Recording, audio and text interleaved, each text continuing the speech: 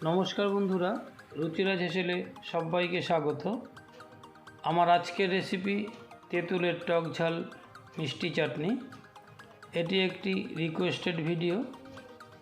बेश किछुदिन धरेई आमार किछु दर्शक बंधु तेतुलेर टक झाल मिष्टि चाटनिर रेसिपि जानते चाइछे, तादेर जन्यई आजकेर एई रेसिपिटी।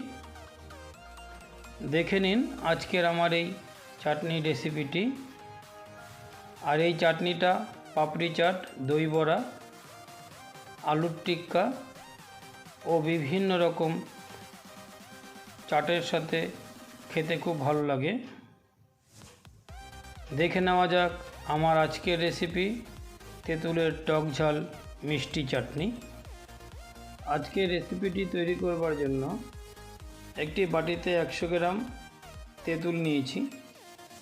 তেঁতুলের মধ্যে বীজ আছে, বীজটা বেছে ফেলে দেব।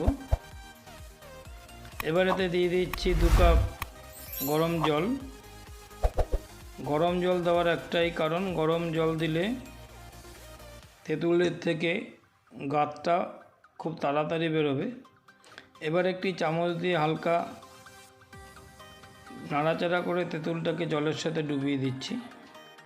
কিছুক্ষণ গরম জলের সাথে তেঁতুল ভিজিয়ে রেখে দিচ্ছি।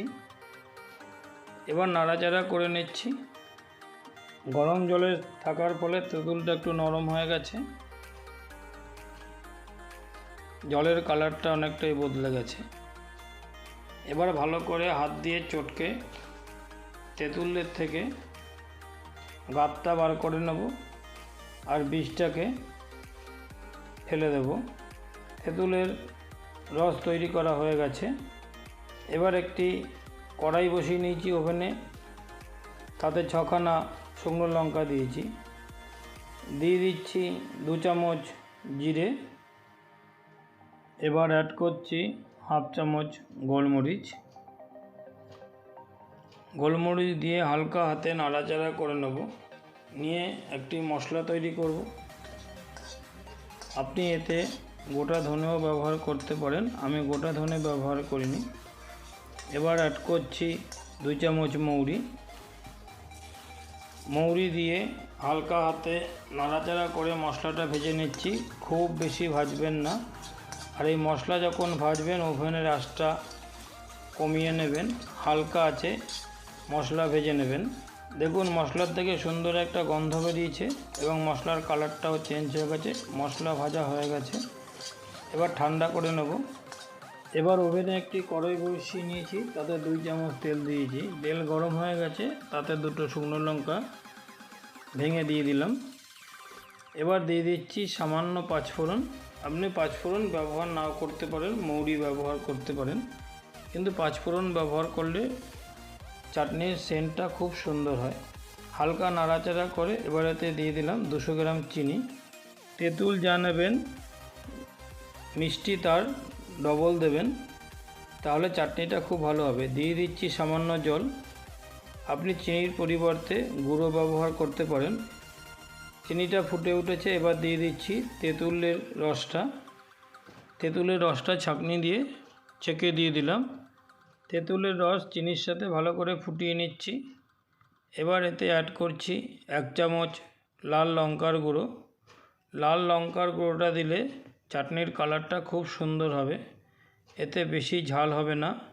হয়তো আপনি ভয় পাচ্ছেন যে গুঁড়ো মশলার সাথে শুকনো লঙ্কা আর গোলমরিচ দেওয়া আছে, তার ফলে চাটনিটা বেশি ঝাল হয়ে যাবে। চাটনি খুব বেশি ঝাল হবে না। এবার এতে অ্যাড করছি 2 চামচ ময়দা গুলে রেখেছিলাম, সেটা দিয়ে দিলাম। একটু হালকা হাতে ভালো করে নাড়াচাড়া করে নেব। ময়দা দিয়ে একটু ভালো করে নাড়াচাড়া করে নেবেন, তা না হলে ময়দাটা এক জায়গায় দলা পাকিয়ে যাবে। এবার চাটনি খুব ভালো করে ফুটিয়ে নেব। চাটনি ফুটে উঠেছে। এবার ওভেনের আগুনটা নিভিয়ে দেবো। এর থেকে বেশি আর গাঢ় করবেন না। আমার আজকের তেঁতুলের টক ঝাল মিষ্টি চাটনি রেডি হয়ে গেছে। এবার একটি বাটিতে ঢেলে নিচ্ছি।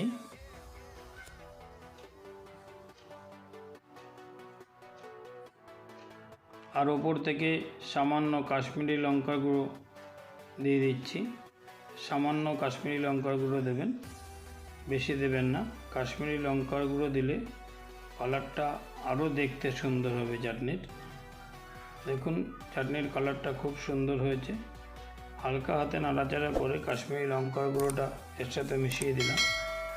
এবার এতে দিয়ে দিচ্ছি 1 চামচ ভাজা গুঁড়ো মশলা। মশলা গুঁড়ো করাটা দেখালাম না, আমি প্রথমে যে মশলাগুলো ভেজেছিলাম এটা সেই মশলারই গুঁড়ো। আমার আজকের তেঁতুলের টক ঝাল মিষ্টি চাটনি আপনাদের কেমন লাগলো অবশ্যই জানাবেন। আর যদি ভালো লেগে থাকে তাহলে বাড়িতে অবশ্যই তৈরি করবেন, আশা করি খুব ভালো লাগবে। আর আমার চ্যানেলের নতুন বন্ধু হলে অবশ্যই চ্যানেলটি সাবস্ক্রাইব করুন আর পাশে থাকা বেল আইকনটি প্রেস করে দিন, কারণ যখনই আমি নতুন কোনো রেসিপি দেব সবার আগে আপনার কাছে পৌঁছে যাবে। ভিডিওটি শেষ পর্যন্ত দেখার জন্য অসংখ্য ধন্যবাদ। আজকের মতো বিদায় নিচ্ছি, দেখা হবে পরবর্তী এপিসোডে।